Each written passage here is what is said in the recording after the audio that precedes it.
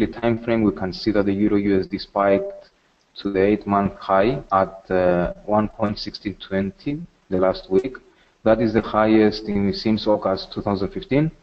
And actually, the Euro USD took advantage of the weaker US dollar recently, and the US dollar was under pressure amid reluctant Federal Reserve to indicate that it's going to raise rates in June. And we can also see that there is a seemingly uptrend here. However, we can recognize that overall the Euro USD in the weekly time frame is in a long-term range formation. In the daily time frame, we can see that the Euro USD went up to 161.8 Fibonacci extension at 1.1615. So in one view, it has reached the first target of the Fibonacci extension. And in the last move up, we can also apply another Fibonacci to see the retracement.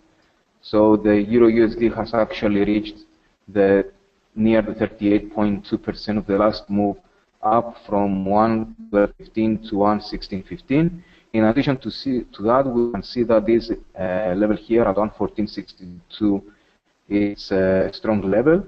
And the recent retreat of the Euro USD was actually because overnight the greenback has recovered as Federal Reserve officials has made some comments.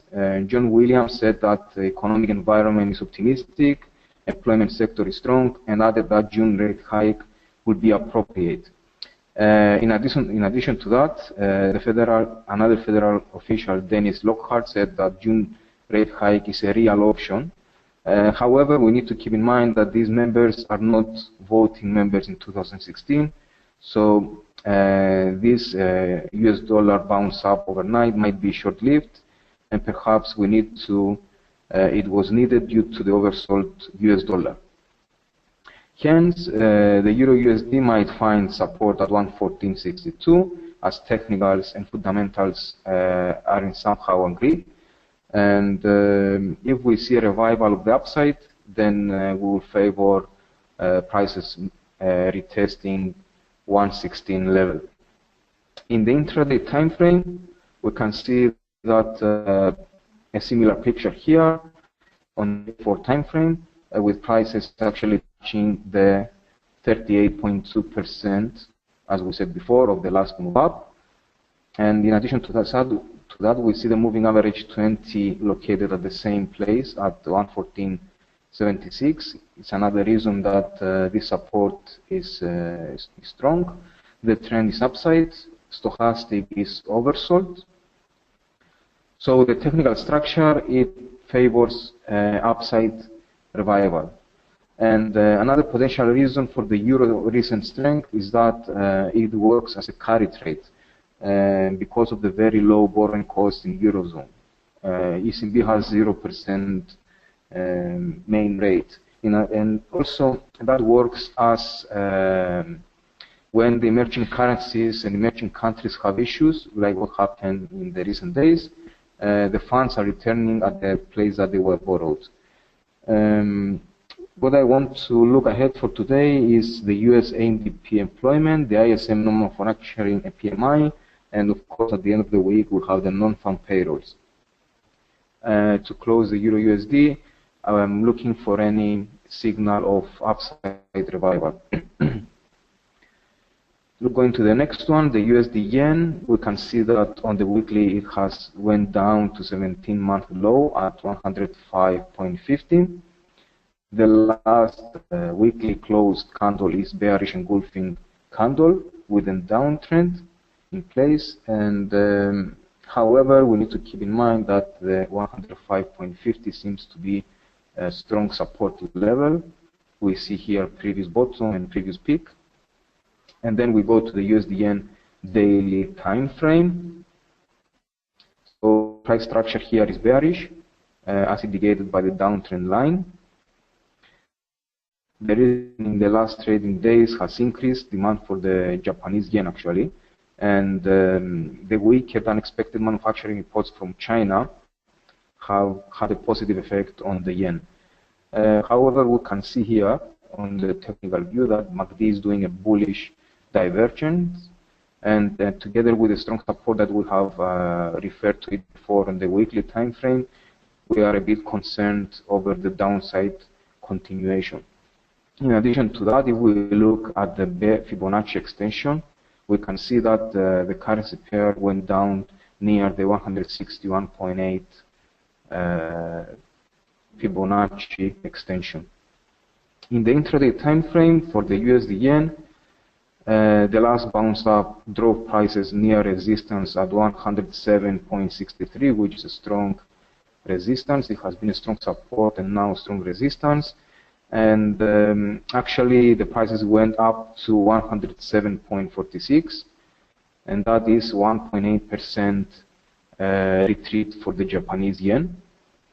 And also, if we have in mind that the US dollar general weakness in recent days and its recent bounce up overnight, the yen actually has outperformed commodity currency, because commodity currencies such as the Canadian dollar and the Australian dollar, because the Canadian dollar and the Australian dollar, they had more than 2% retreat, while the yen had 1.8%. However, the Japanese yen underperformed against the euro and the British pound, which they had 1.2, 1.3 retreat against the US dollar.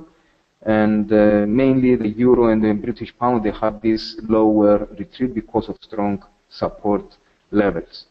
Lastly, we are cautious on the downside because the Bank of Japan may intervene in the market as we go lower. And in addition to that, Japan was a holiday on Tuesday, so there was a thin trading, and that could have an effect on being unable for the USD yen to hold its ground. So if we go to the next one, the Aussie USD, we can see here that the resistance at 0.7738 has placed a strong lead to prices, and the USD is likely mean reversing at the moment, going to the mean of the range formation. So with that said, it's suggesting that we are in a range, and also we can see here that the moving averages on the weekly time frame are mixed. And with that said, most likely we will expect prices to go towards the mean of the range at 0.7325 on the long term. On the daily time frame, the currency pair is more bearish than otherwise. We see that we have a downtrend, a recent downtrend formation, and we are going to look at the reaction at the 0.7476 support, which is considered to be a strong support, given that before we had bottoms at this level. And in addition to that, multiple factors have been weighing on the Australian dollar. Like the most important actually was that the Reserve Bank of Australia surprisingly cut rates, and that was due to lower inflation data the previous week. In addition to that, the government of Australia added fiscal stimulus, and they have been cutting taxes and increasing spending. And of course, another factor is the risk sentiment worsening. We saw the stocks falling. We saw the China reporting lower manufacturing than expected. So the demand for the Australian dollar has been lowering. Going to the intraday time frame of the Aussie USD, we see here that there is a downtrend as well. We look today, of course, for the US NDP employment report, and tomorrow morning there is Australian dollar retail sales and trade balance data. So after the support at 0.7466, I would expect a bounce up, but it's going to be limited. Of course, we see here that already prices have made a slight bounce up to the 23.6% of the last move down, approximately. So I would expect prices to push lower and likely to breach support at 0.7466. Below 0.7466, I will expect chances to be to strengthen in favor of the downside, and with the next support seen at 0.7411. If we apply the Fibonacci extension here, we can see more targets, and of course going lower to the 261.8% as a second target, and that is 0.7326. You can see gold, as we discussed last week, that we were saying if we see a break above 1274 level, we were likely to see the 1300 level. This is indeed what happened for us. Why I was looking for 1300 level was because of the fact that we had 110 level Fibonacci retracement zone at that level. Well, just $3 above the 1300 level, and the precious metal just turned around from 1300 $3.81 level. That was the highest side, while our 110% Fibonacci retracement zone was at 1300 $3.05. So only 80-cent difference from the price perspective. And currently the precious metal is being traded between well, on and around 100% Fibonacci retracement zone.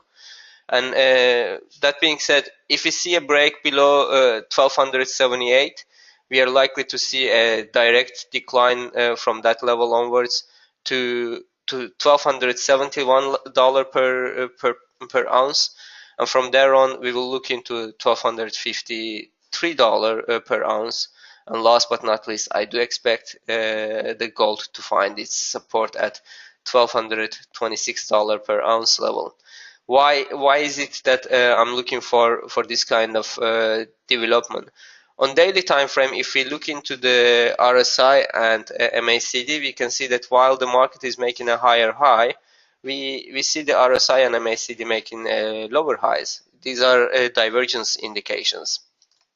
And if we go on hourly time frame, we can see that one of the main indicators that I look into when it comes to divergences, which is the 20-hour moving average.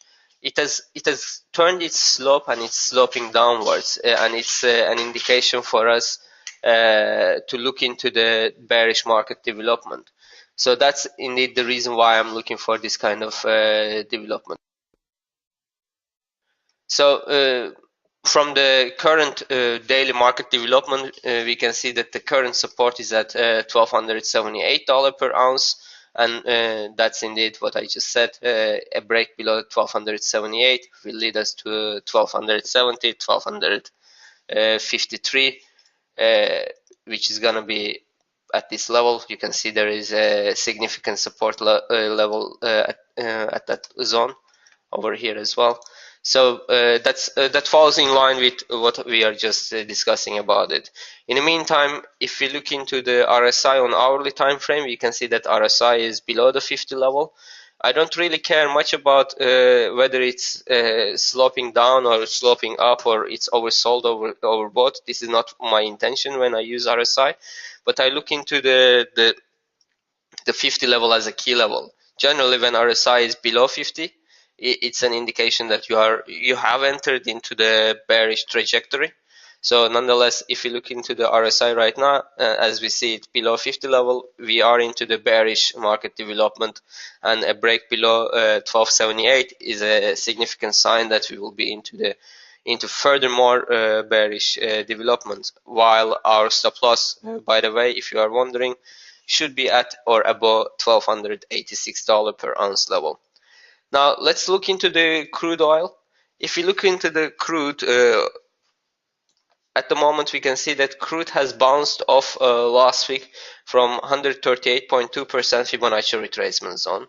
This is a weekly Fibonacci slash daily Fibonacci zone.